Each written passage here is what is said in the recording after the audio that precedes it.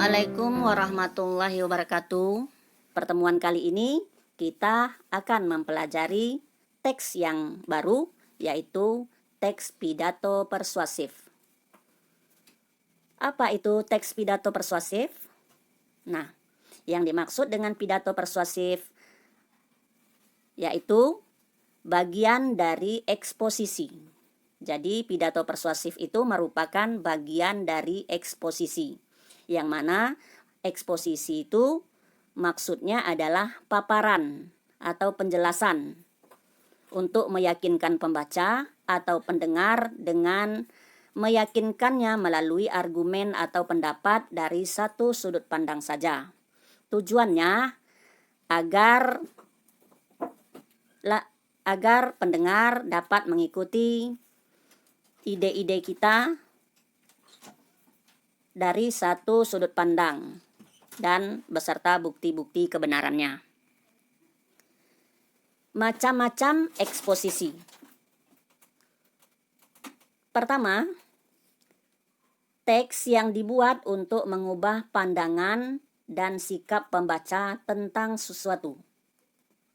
Jadi maksudnya di sini adalah teks yang dibuat untuk mengubah atau mempengaruhi pandangan dan sikap pembaca tentang sesuatu yang sebelumnya pembacanya berpikiran lain dari apa yang akan kita kemukakan.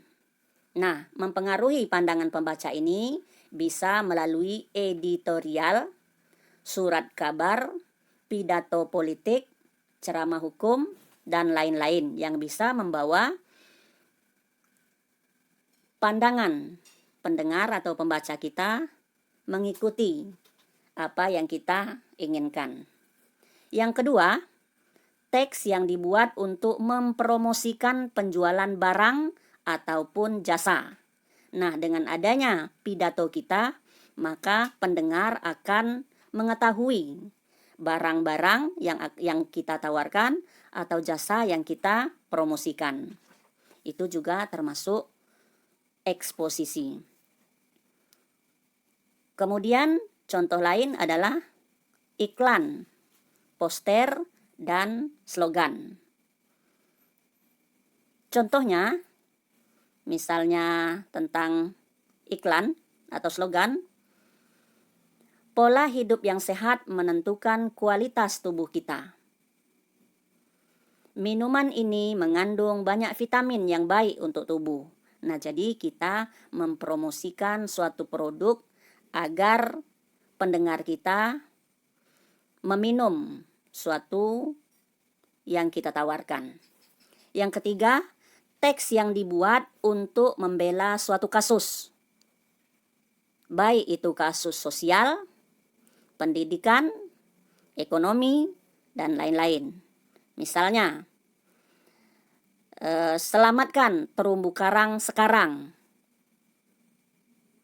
Ada banyak sampah yang mengotori laut kita. Itu juga semua merupakan kasus. Misalnya mirisnya atau sudah menyedihkannya keberadaan terumbu karang yang ada di lautan Indonesia. Kita lanjutkan lagi. Bagaimana agar kita dapat membuat teks pidato dengan baik? Untuk itu, maka ada beberapa tips agar kita dapat menulis teks pidato persuasif. Yang pertama, pelajari topik. Nah, sebelum kita menulis teks pidato persuasif, tentu kita menggali dulu bahan-bahan yang sesuai dengan topik yang akan kita pidatokan. Misalnya tentang pengaruh game online terhadap prestasi belajar siswa. Nah, tentu kita pelajari topiknya tentang game online. Kita pelajari, kita cari bahan-bahannya, kita cari sumber-sumbernya untuk dapat menguasai atau mempelajari topik yang akan kita pidatokan. Yang kedua, pahami audiensi Audiensi ini maksudnya adalah pendengar pidato yang akan kita sampaikan. Misalnya kita akan berpidato dengan siapa? Apakah dengan siswa kah? Atau dengan orang tua siswa? Tentu berbedanya audiennya, maka akan berbeda pula cara penyampaian atau materi yang akan kita sajikan saat kita berpidato. Yang ketiga, pahami tujuan. Nah, tujuan yang akan kita capai tentu bergantung dengan audiensi di mana kita berpidato. Misalnya tadi topiknya tentang pengaruh game online terhadap prestasi belajar. Apabila audiensinya adalah siswa, maka tujuannya tentu agar siswa tersebut menjauhi atau mengurangi penggunaan atau bermain game online. Ya. Jadi misalnya lagi topiknya masih tentang game online terhadap prestasi belajar. Audiensnya orang tua. Tentu tujuannya juga akan berbeda. Maka tentu tujuan yang ingin disampaikan bahwa agar orang tua para siswanya mengontrol atau memantau penggunaan HP pada anak-anaknya agar tidak menggunakan atau mengurangi penggunaan game online. Ya, jadi ada 3 persiapan. Yang pertama, kita harus mempelajari dulu topik yang akan kita pidatokan. Yang kedua, kita pahami siapa audien kita di dalam berpidato. Yang ketiga, kita harus memahami apa tujuan yang akan kita capai di saat kita berpidato. Kita lanjutkan. Nah, tentu kita berpidato tadi sesuai dengan judulnya adalah teks pidato persuasif, maka tujuan berpidato kita adalah untuk mempengaruhi orang lain agar mengikuti apa yang kita inginkan. Nah, bagaimana cara memengaruhi atau memersuasi pendengar kita agar mengikuti apa yang kita inginkan? Yang pertama, dengan cara etika. Etika di sini maksudnya bisa jadi etika kita di dalam berpidato atau ungkapan-ungkapan yang menyangkut etika di saat audien itu nanti bertingkah laku. Ya, misalnya kalau kita di dalam berpidato, kita menyapa para pendengarnya dengan Bapak dan Ibu yang saya hormati, sambil menatap atau menghormati audien yang kita sapa tersebut. Kemudian, yang kedua dengan cara emosi. Emosi di sini maksudnya bahwa juga menyangkut tentang perilaku atau ungkapan yang kita gunakan. Misalnya kalau perilaku ketika kita prihatin dengan situasi atau keadaan di mana audiens yang kita hadapi, maka juga ekspresi kita menunjukkan rasa sedih. Atau bisa juga dengan tutur kata. Di dalam kita berpidato itu menggugah perasaan pendengar pidato kita. Contoh pernyataannya, kalau bukan kita, siapa lagi yang akan menjaga kebersihan lingkungan sekolah ini? Tentu dengan pernyataan tersebut, mereka akan terpanggil. Mereka akan mengikuti apa yang kita inginkan. Mereka akan turut merasakan. Mereka terpanggil untuk membersihkan lingkungan sekolahnya. Kemudian yang terakhir, logika. Logika di sini maksudnya adalah bahwa pernyataan-pernyataan yang kita pidatokan berterima di pemikiran mereka, masuk akal bagi mereka, logis bagi mereka. Contoh, jika sampah mengotori sekolah, akan timbul banyak penyakit di sekitar kita. Nah, mereka akan menyadari, mereka akan menerima bahwa pernyataan tersebut memang logis, memang masuk akal. Bahwa kalau kita tidak menjaga kebersihan lingkungan, tentu dan bahkan bisa dipastikan berbagai penyakit akan timbul. Seperti disentri, cacar, DBD, dan sebagainya.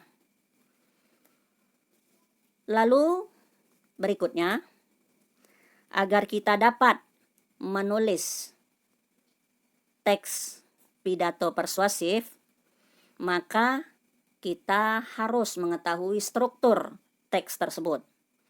Apa struktur teks pidato persuasif itu? Yang pertama tentu pembukaan. Apa isi dalam pembukaan pidato? Yang pertama, kita harus memperkenalkan diri terlebih dahulu.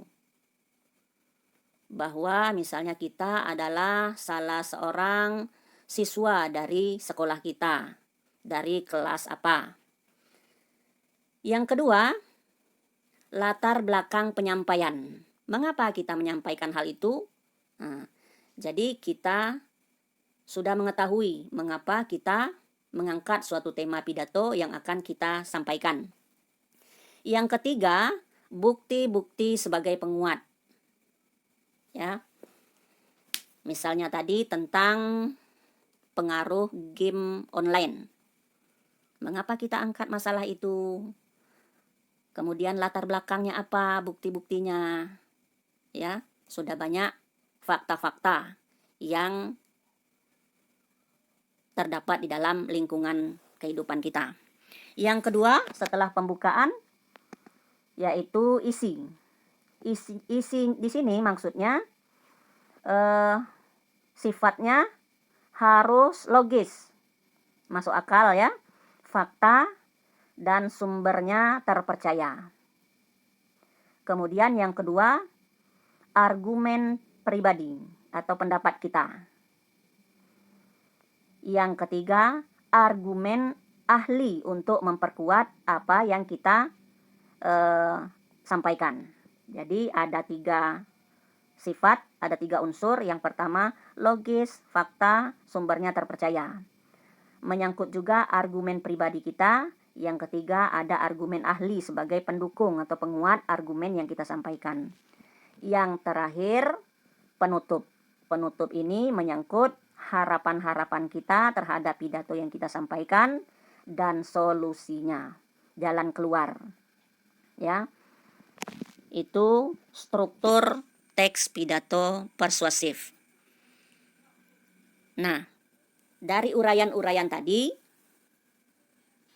pada tahap ini kalian akan mengevaluasi atau menilai sejauh mana materi yang telah Ibu sampaikan tadi dapat kalian terima, dapat kalian resapi pada diri kalian masing-masing. Untuk itu, terakhir kalian mengikuti tugas atau mendapatkan tugas tentang teks pidato persuasif.